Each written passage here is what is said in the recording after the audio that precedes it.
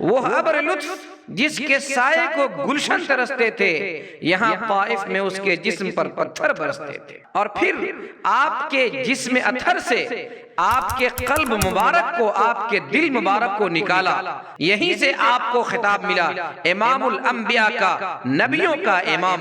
تین تحفہ پیش کیا، قولی عبادت، بدنی عبادت اور مالی عبادت، یعنی آپ اپنے جسم اطہر کے ساتھ، اپنی روح کے ساتھ معراج پر گئے ہیں۔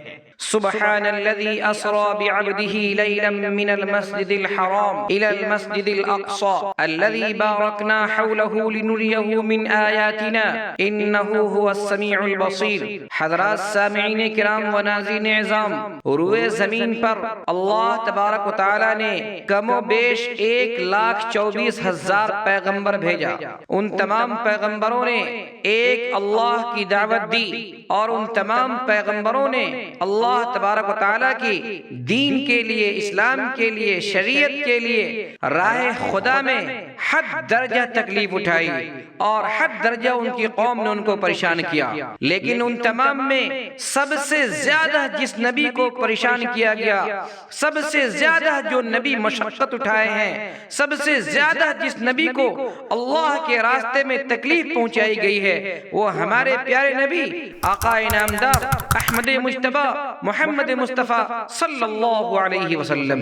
نبی اکرم صلی اللہ علیہ وسلم سے اما عائشہ صدیقہ رضی اللہ تعالی عنہ فرماتی ہیں کہ میں نے آپ صلی اللہ علیہ وسلم سے دریافت کیا کہ آپ کو بہت زیادہ تکلیفیں پہنچائی گئی، بہت زیادہ اذیتیں دی گئیں، بہت زیادہ صعوبتیں پہنچائی گئی، آپ کسی ایک تکلیف کا ذکر کریں جو آپ پر سب سے زیادہ شاق گزرا ہو۔ آپ صلی اللہ علیہ وسلم نے طائف کے سفر کا واقعہ بیان فرمایا۔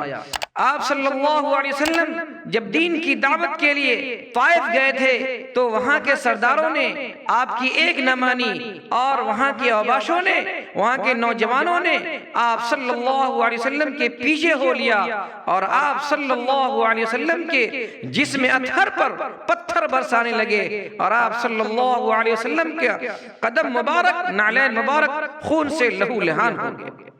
وہ ابر لطف جس کے سائے کو گلشن ترستے تھے، یہاں طائف میں اس کے جسم پر پتھر برستے تھے۔ میرے محترم بزرگوں، دوستو، طائف کے اس دلخراش واقعہ پر اللہ تبارک و تعالیٰ نے حکم فرمایا، محمد صلی اللہ علیہ وسلم آپ کہہ دیں، آپ اجازت دیں تو ہم اس طائف کے بدماشوں کو، طائف کے کفار و مشرکین کو دو پہاڑوں کے درمیان پس کر کے رکھ دیں۔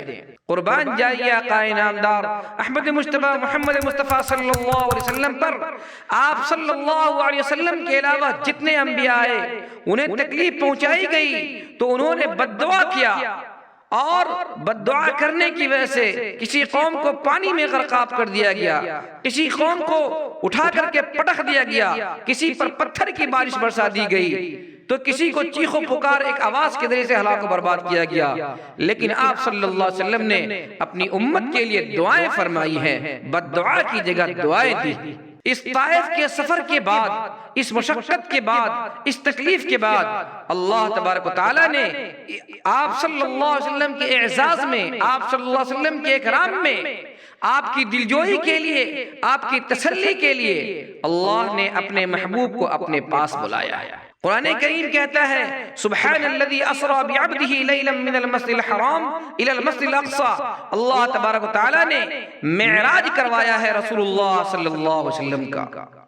آپ صلی اللہ علیہ وسلم مکہ کے اندر حضرت ام ہانی کے گھر آپ سوئے ہوئے تھے، آرام فرما تھے۔ آپ کی حالت بین الیقظہ والنوم، نیند اور بیداری ان دونوں کے درمیان تھی۔ اسی حالت میں جبریل امین فرشتوں کے ساتھ تشریف لائے اور آپ صلی اللہ علیہ وسلم کو پیار سے جگایا، اور آپ کو خانہ کعبہ لے گئے، اور خانہ کعبہ میں حتیم کعبہ کے پاس آپ صلی اللہ علیہ وسلم کو لٹایا، اور پھر آپ کے جسم اطہر سے آپ کے قلب مبارک کو، آپ کے دل مبارک کو نکالا، آپ کا سینہ مبارک کو چاک کیا اور آپ کے دل مبارک کو نکالا، اور دل مبارک کو نکالنے کے بعد زمزم سے اس کو دھویا، میرے محترم بزرگوں دوستو، پھر اس کے بعد ایمان و حکمت سے بھر کر کے دل کو آپ صلی اللہ علیہ وسلم کے دل کو جہاں تھا وہیں پر حضرت جبریل امین نے رکھ دیا۔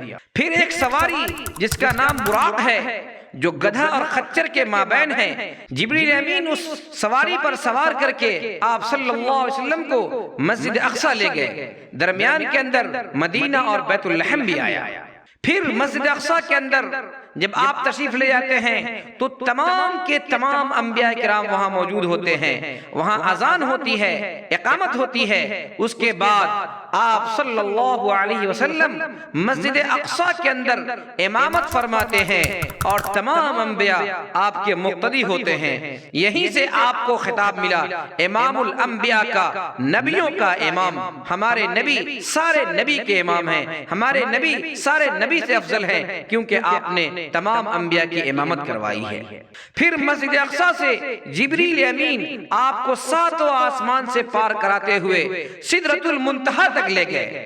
آسمانوں پر آپ صلی اللہ علیہ وسلم کی ملاقات حضرت آدم، حضرت یحییٰ، حضرت عیسیٰ، حضرت صالح، حضرت یوسف، حضرت ہارون، حضرت موسیٰ اور حضرت ابراہیم علیہ السلام سے ہوئی۔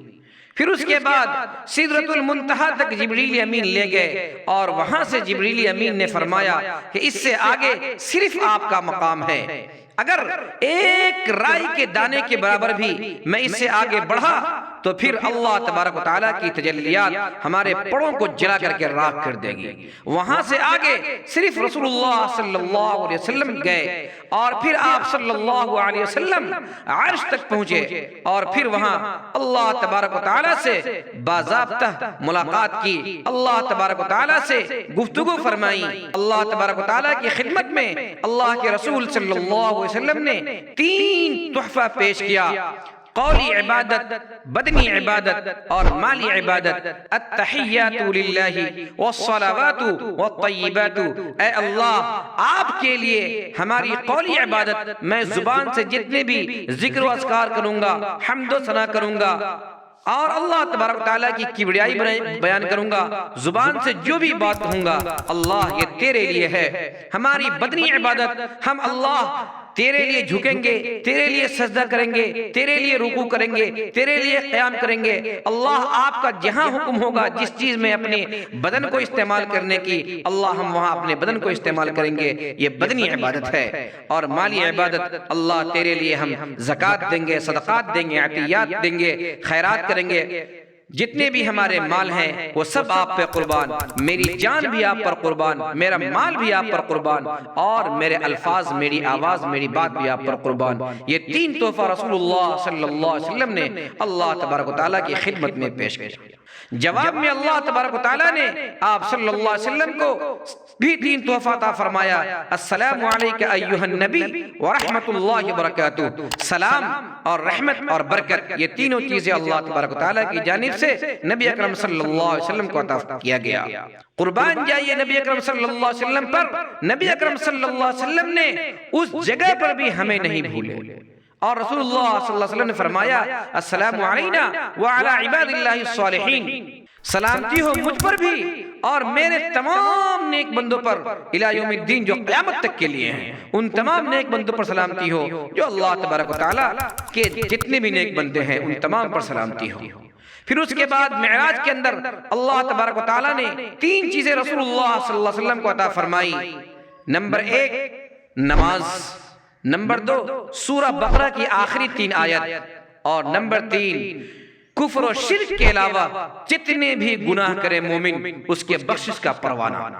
رسول اللہ صلی اللہ علیہ وسلم کو معراج کے اندر 50 وقت کی نماز فرض ہوئی تھی، لیکن قربان جائیے درمیان میں آتے ہوئے حضرت موسیٰ علیہ السلام سے ملاقات ہوئی۔ حضرت موسیٰ علیہ السلام نے تجربہ کی روشنی میں فرمایا کہ آپ کی امت کمزور ہے، 50 وقت کی نماز شاید نہ پڑھ سکے، اس لیے آپ کچھ کم کروا لیجئے۔ پھر اللہ کے رسول صلی اللہ علیہ وسلم نے نماز کو کم کرایا، 5 کم ہوتا رہا، 9 بار کم کرایا، 9 پنچے 45، صرف 5 وقت کی نماز باقی رہ گئی جو ہم پر فرض۔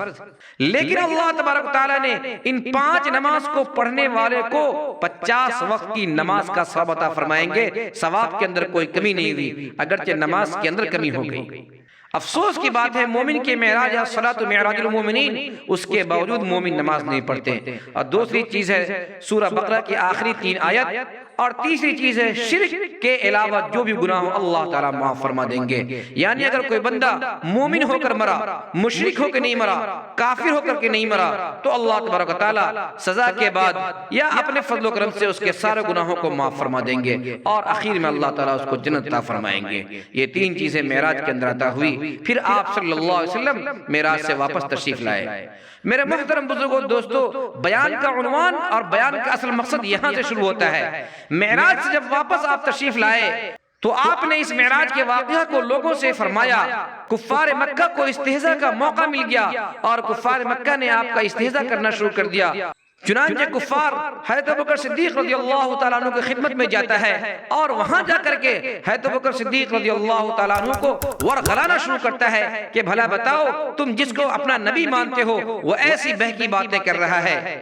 حضرت ابوبکر صدیق رضی اللہ تعالیٰ عنہ نے فرمایا کہ اگر یہ بات نبی اکرم صلی اللہ علیہ وسلم کہہ رہے ہیں تو ہم ان کی باتوں کو بغیر دیکھے بغیر سمجھے تصدیق کرتے ہیں، اور ہم ان کی باتوں پر ایمان لاتے ہیں اور ہم ان کو سچا مانتے ہیں۔ یہیں سے حضرت ابوبکر صدیق رضی اللہ تعالیٰ عنہ کا لقب صدیق پڑ گیا، یعنی آپ نے تصدیق کی، آپ سب سے بڑے سچے ہیں۔ پھر کفار وہاں سے آتا ہے اور آنے کے بعد رسول اللہ صلی اللہ علیہ وسلم سے بیہودہ سوال کرتا ہے کہ اگر آپ نے واقعی حقیقی طور پر آپ اگر گئے ہیں مسجد اقصیٰ تو بھلا بتائیے مسجد اقصیٰ کے اندر کتنی کھڑکیاں ہیں، کتنے دریچے ہیں، کتنے دروازے ہیں، کتنے مینار ہیں، کتنے گنبد ہیں، اور راستے میں کون کون سا قافلہ آ رہا ہے اور کون کون سا قافلہ کہاں کہاں ہے۔ رسول اللہ صلی اللہ علیہ وسلم کو معراج اور اسراء اس لیے نہیں ہوا تھا کہ آپ وہاں کھڑکی اور گنبد اور مینار وغیرہ گننے کے لیے گئے تھے، آپ سخت بے چینی کی حالت میں ہو گئے، لیکن قربان جائیے اللہ تبارک و تعالیٰ نے آپ کی آنکھوں کے سامنے مسجد اقصیٰ کو لا کھڑا کیا اور آپ مسجد اقصیٰ کو دیکھتے اور دیکھ کر کے کفاروں کا سوال ہر ایک سوال کا جواب عطا فرماتے ہیں۔ حضرات سامعین کرام و ناظرین اعظام، یہ معراج رسول اللہ صلی اللہ علیہ وسلم کا معجزہ ہے۔ معجزہ کہتے ہی ہیں ہر اس کام کو جس کام کو ایک عام آدمی ایک عام انسان چاہے تو نہیں کر سکتا ہے، اس کام کو کرنے سے وہ عاجز ہے۔ اگر وہ کام انبیاء کے ہاتھوں پر ہے تو وہ انبیاء کا معجزہ ہے۔ معراج کے بارے میں چند لوگوں کا خیال ہے کہ یہ معراج رسول اللہ صلی اللہ علیہ وسلم کا روحانی ہے، جسمانی نہیں ہے۔ یقیناً یہ 100% غلط ہے۔ رسول اللہ صلی اللہ علیہ وسلم کا معراج یہ جسمانی اور روحانی دونوں ہے، یعنی آپ اپنے جسم اطہر کے ساتھ اپنی روح کے ساتھ معراج پر گئے ہیں۔ قرآن نے فرمایا سبحان الذی اسری بعبدہ لیلا من المسجد الحرام، سبحان کے معنی ہی آتے ہیں پاک ہے وہ ذات۔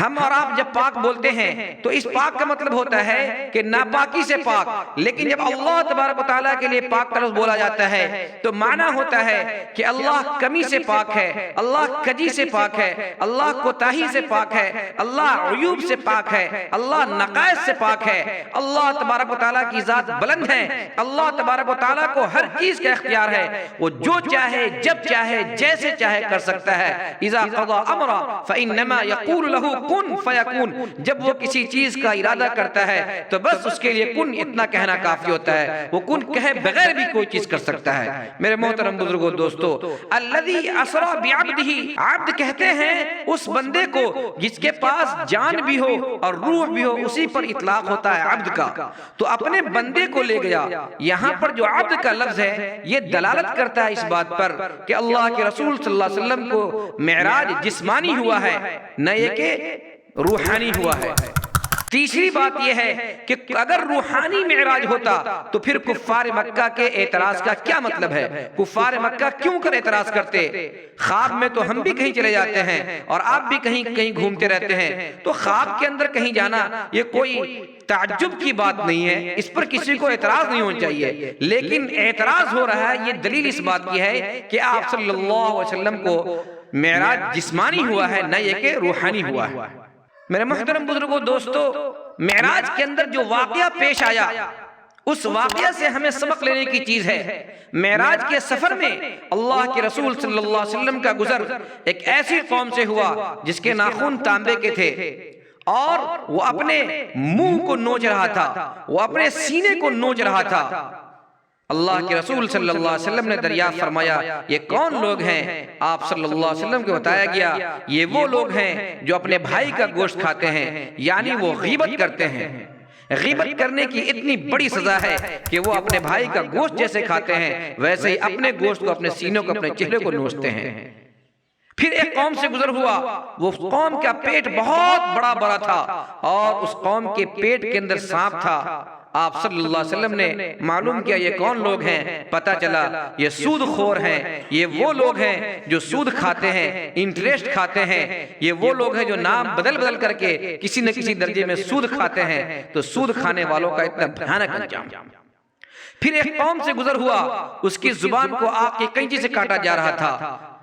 آپ صلی اللہ علیہ وسلم نے معلوم کیا یہ کون لوگ ہیں؟ پتہ چلا یہ دنیا دار علماء ہیں، یہ لوگوں کو خوش کرنے کے لیے بیان کرتے تھے، قرآن کریم کا غلط مطلب غلط تشریح کیا کرتے تھے اور جو کہتے تھے اس پر عمل نہیں کیا کرتے تھے، اس کا اتنا برا اور بھیانک انجام ہے۔